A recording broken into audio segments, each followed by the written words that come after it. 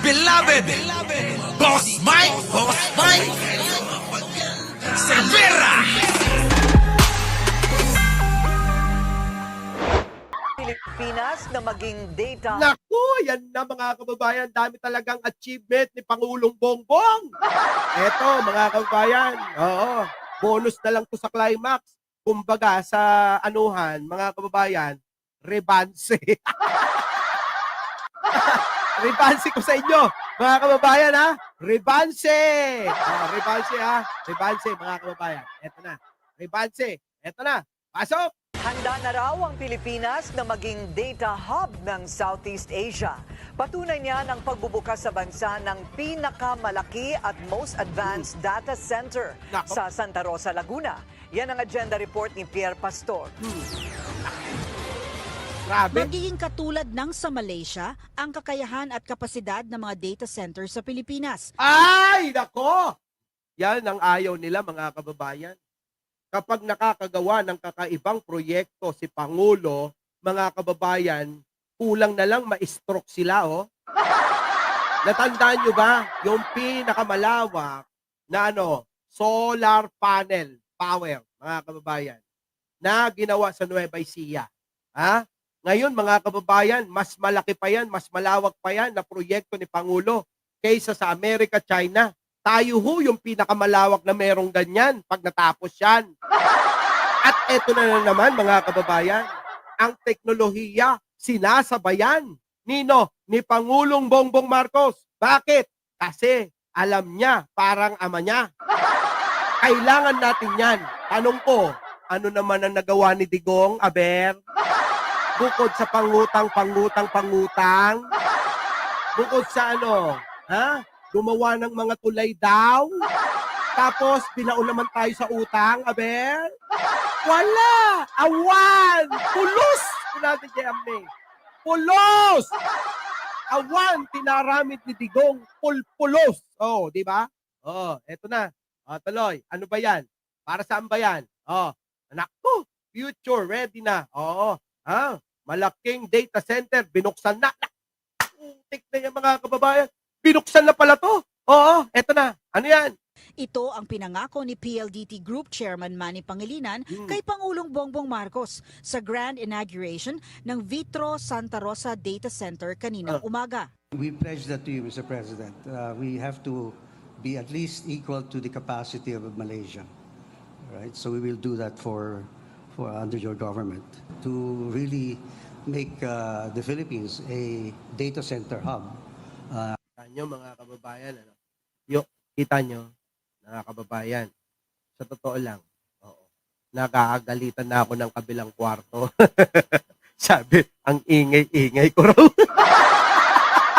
Di daw bandahan-dahan yung pagsasalita ko. Eto na, dadahan-dahanin ko mga kababayan. Pasensya na kayo. Kasi, alam nyo naman, oo, maraming chika-babe dito, mga estudyante.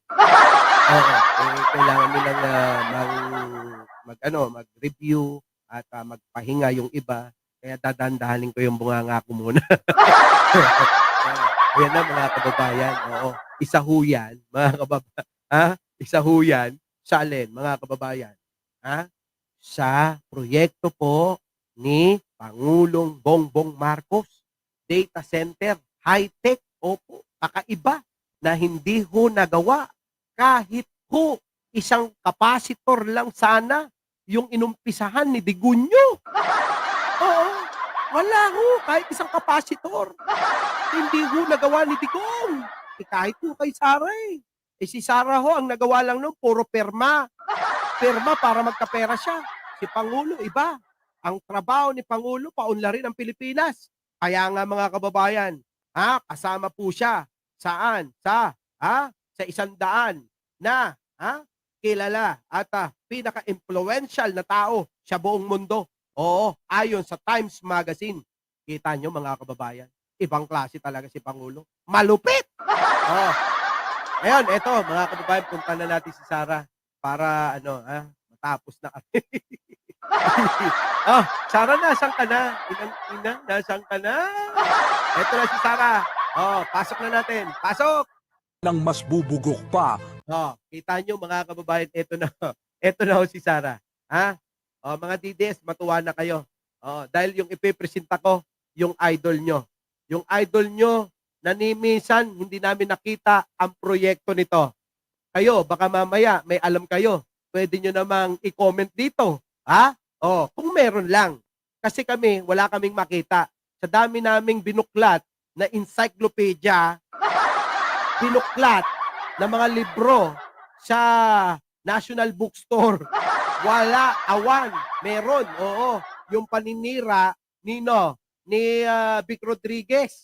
Yun, meron doon.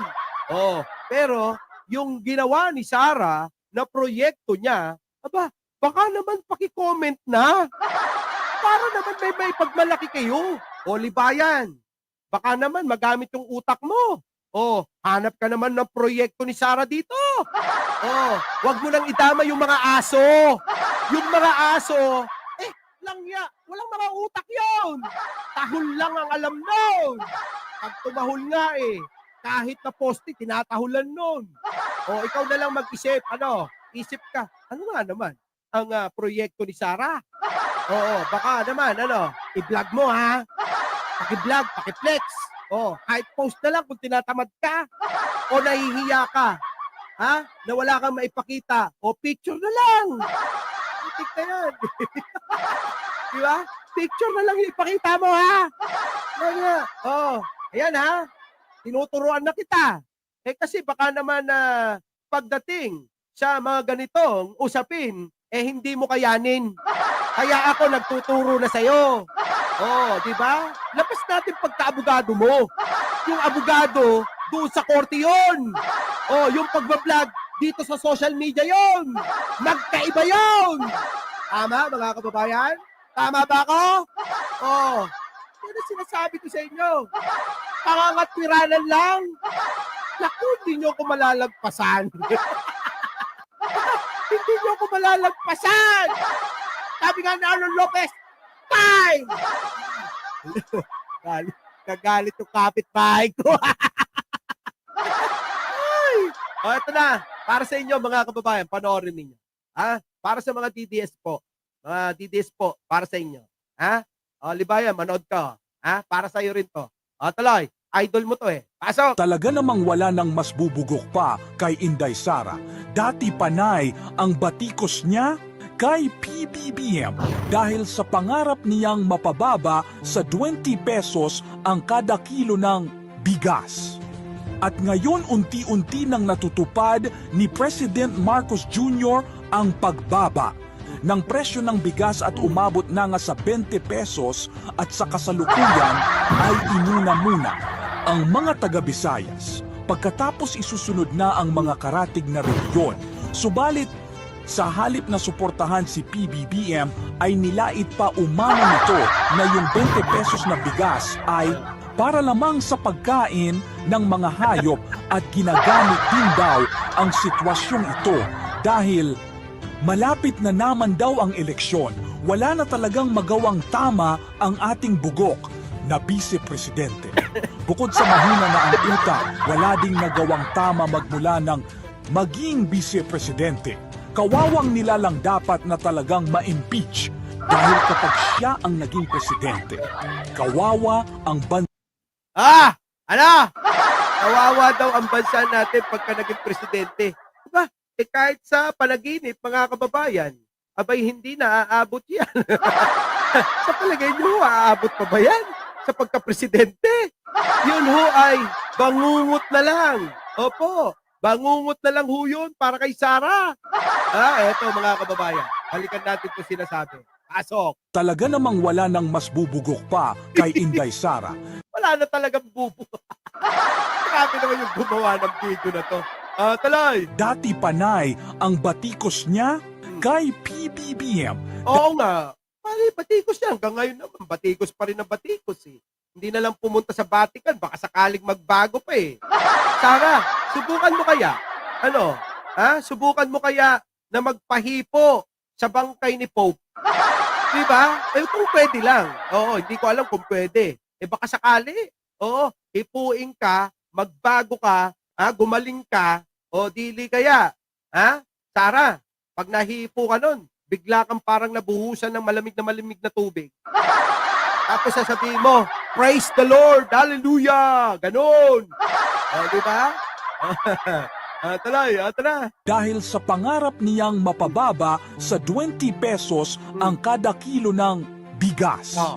At ngayon unti-unti nang natutupad ni President Marcos Jr. ang Alin? pagbaba Na? ng presyo ng bigas at umabot na nga sa 20 pesos at sa kasalukuyan ay inuna muna ang mga taga-Visayas. Kita mo, Sarah. Kita nyo, ganito ang itsura. Alin? Ganito ang itsura ng mga chismosa sa kanto namin. Ay! Oo, ganyan ang itsura ng mga chismosa sa kanto namin. Ito na. Oy, shout out po sa inyong lahat, mga kababayan. Ano po? Ha? Shout out po sa inyong lahat. Opo. Libro tungkol sa isang kaibigan. Yun yung kanyang proyekto na bahiran pa ng korupsyon yan. Ano? Tuloy mo, gumawa ka na lang ng kinopya mo na pinamagatang isang kaibigan. Pero kinopya mo lang yung mga litanya at nakalagay sa isang libro. Ayun, di ba? Nagreklamo. Putik na yun kasi wala kang sarili na pag-iisip. Wala kang sariling husay para gumawa. Pero naggaling-galingan ka para masabi na marunong kang maglimbag ng aklat para ipamahagi sa mga bata. Ano, Sarah? Ganun lang yun, di ba? Pero, para kang tsekwa na meke ka para ibenta, para magbenepisyo ka. Ano pagkakaiba nyo ng tsekwa? Namimeke ng namimeke. Tapos ibebenta sa iba para kumita. Di ba? Yun mga kababayan. Eto na.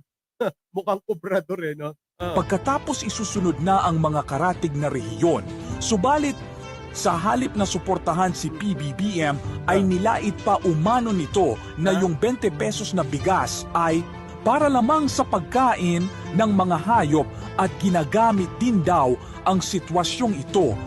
Para daw sa mga hayop, nakatulad. Grabe talaga to si Sarah, no? Mga kababayan, grabe. Hayaan nyo, mga kababayan, pagka nakita ko na yung 20 pesos na bigas, ipopost natin yan, tuloy. Dahil malapit na naman daw ang eleksyon, wala na talagang magawang tama ang ating bugok na vice-president. Bugok talaga eh. Ano pang gagawin ng isang bugok, mga kababayan? Wala na akong magagawang maganda yan. Kung hindi, manira na lang ng manira sa kapwa. Parang yung kaibigan ninyo dati. Parang yung kakilala nyo, mga kababayan. Parang yung kapitbahay ninyo, sa sobrang inggit sa inyo dahil hindi kayo kayang tapatan, mga kababayan, sinisiraan kayo ng sinisiraan. Para bang sinabi nga, mga kababayan, pag di mo kayang tapatan, siraan mo ng siraan. Anong ugali yon? Ugaling bugok tulad niyan. Diba? Ugaling bugok eh. Ganyan. Ito na. Bukod sa mahina na ang utak, wala ding nagawang tama magmula Grabe talaga mahina utak. Hindi ako may sabi niyan Mahina talaga utak eh. Tuloy. ng maging vice-presidente. Kawawang nila lang dapat na talagang ma-impeach dahil kapag siya ang naging presidente, kawawa ang Ang bayang Pilipinas at mamamayan. Our beloved Boss Mike Cervera